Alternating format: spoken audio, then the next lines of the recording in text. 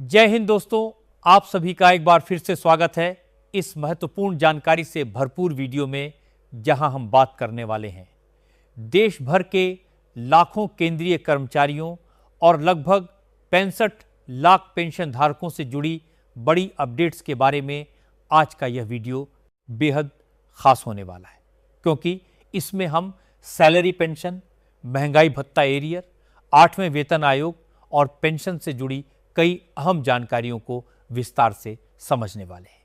इसलिए आप सभी से अनुरोध है कि इस वीडियो को शुरू से लेकर अंत तक ध्यानपूर्वक देखें, ताकि कोई भी जरूरी जानकारी आपसे छूट न जाए।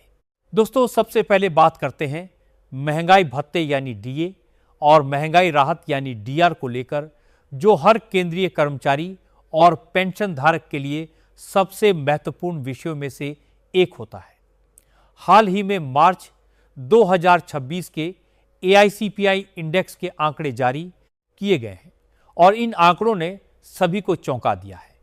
30 अप्रैल 2026 को श्रम एवं रोजगार मंत्रालय द्वारा जारी किए गए आंकड़ों के अनुसार मार्च महीने में इंडेक्स में 6 अंकों की बढ़ोतरी दर्ज की गई है।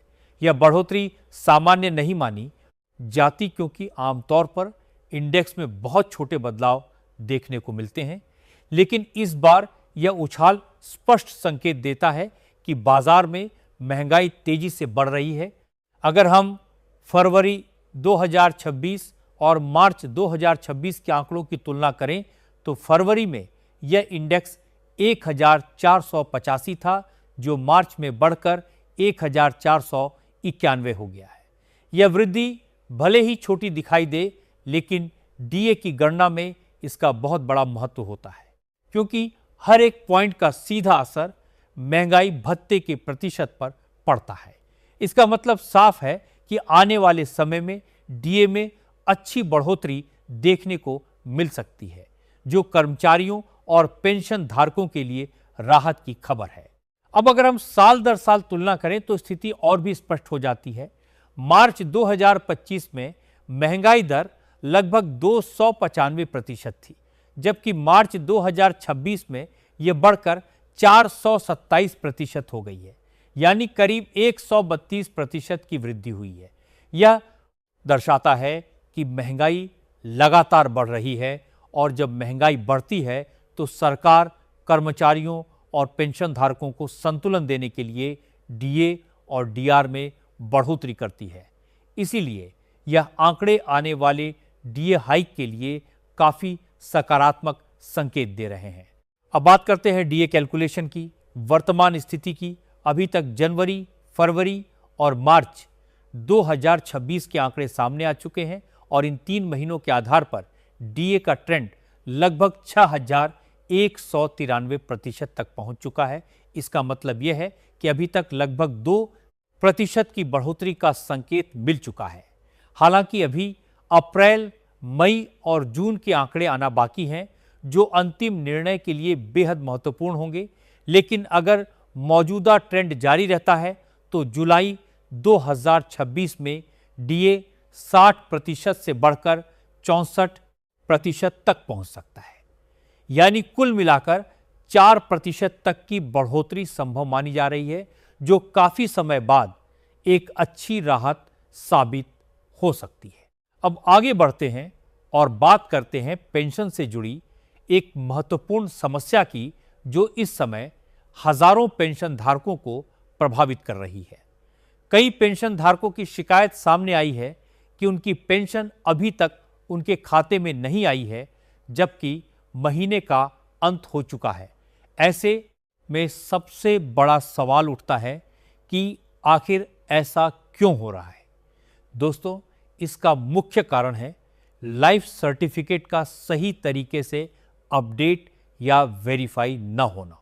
कई बार ऐसा होता है कि पेंशन धारक लाइफ सर्टिफिकेट जमा तो कर देते हैं, लेकिन उसमें कोई छोटी सी गलती हो जाती है, जैसे नाम में, अंतर आधार नंबर में त्रुटि या बैंक डिटेल्स में गड़बड़ी।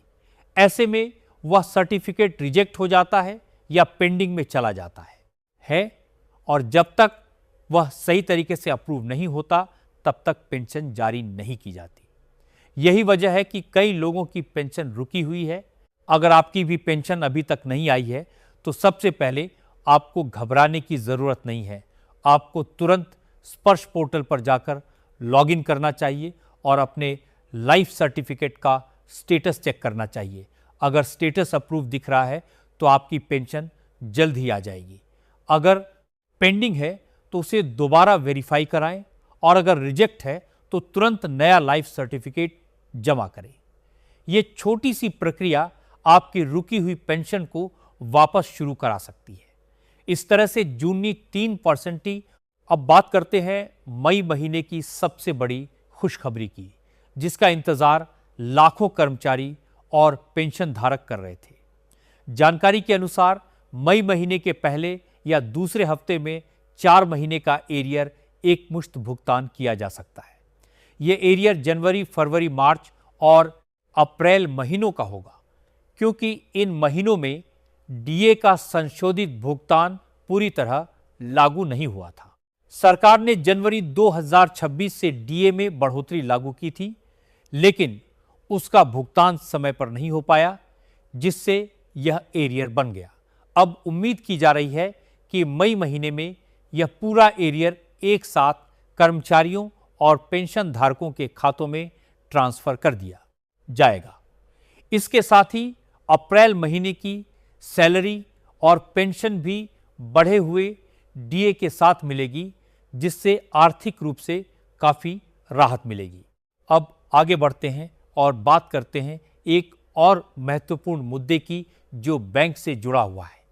अगर आपकी पेंशन समय पर नहीं आती है और आपका लाइफ सर्टिफिकेट भी अप्रूव है, तो ऐसे में देरी के लिए बैंक जिम्मेदार हो सकता है। ऐसे मामलों में आरबीआई के मास्टर सर्कुलर 2026 के अनुसार अगर बैंक की गलती से पेंशन में देरी होती है तो पेंशन धारक को 8% ब्याज के साथ भुगतान किया जाना चाहिए। इसके लिए आपको बैंक में जाकर एक आवेदन देना होगा और देरी के दिनों का ब्याज क्लेम करना होगा। यह आपका अधिकार है और इसे पाने के लिए आपको आगे आना होगा। कई लोग इस जानकारी के अभाव में अपना हक नहीं ले पाते, लेकिन अब आपको जागरूक होना होगा और अपने अधिकार के लिए आवाज उठानी होगी। अब बात करते हैं लंबे समय से लंबित 18 महीने के एरियर की, जिसका इंतजार लाखों कर्मचारी और पेंशन धारक कर रहे हैं। 30 अप्रैल तक सरकार को सुप्रीम कोर्ट में यह बताना था कि अगर यह एरियर ब्याज सहित दिया जाता है तो उस पर कितना वित्तीय भार आएगा, लेकिन अभी तक सरकार ने इस पर कोई जवाब दाखिल नहीं किया है। अब देखना होगा कि आगे कोर्ट क्या रुख अपनाता है और क्या सरकार को समय दिया जाता है या कोई सख्त कार्रवाई होती है। अंत में बात करते हैं 8वें वेतन आयोग की, जिसे लेकर कई महत्वपूर्ण मांगें सामने आई हैं। कर्मचारी संगठनों की ओर से यह मांग की गई है कि पेंशन को टैक्स फ्री किया जाए, कम्यूटेशन की रिकवरी अवधि को घटाया जाए, पेंशन को अंतिम वेतन का 70% किया जाए और पुरानी पेंशन योजना को फिर से लागू किया जाए। इसके अलावा यह भी मांग की गई है कि 65 वर्ष की उम्र से अतिरिक्त पेंशन शुरू की जाए। उम्मीद की जा रही है कि सरकार इन सभी मांगों पर गंभीरता से विचार करेगी और आने वाले समय में कर्मचारियों और पेंशन धारकों को बड़ी राहत दे सकती है। दोस्तों, ये सभी अपडेट्स आपके जीवन से सीधे जुड़ी हुई हैं, इसलिए इन पर ध्यान देना बेहद जरूरी है। दोस्तों, 2014 के कर्मचारियों, इसी के साथ आज की यह विस्तृत जानकारी यहीं समाप्त होती है। अगर आपको यह जानकारी उपयोगी लगी हो तो इसे ज़्यादा से ज़्यादा लोगों तक ज़रूर शेयर करें, ताकि हर कर्मचारी और पेंशन धारक तक सही जानकारी पहुंच सके। जय हिंद, जय भारत।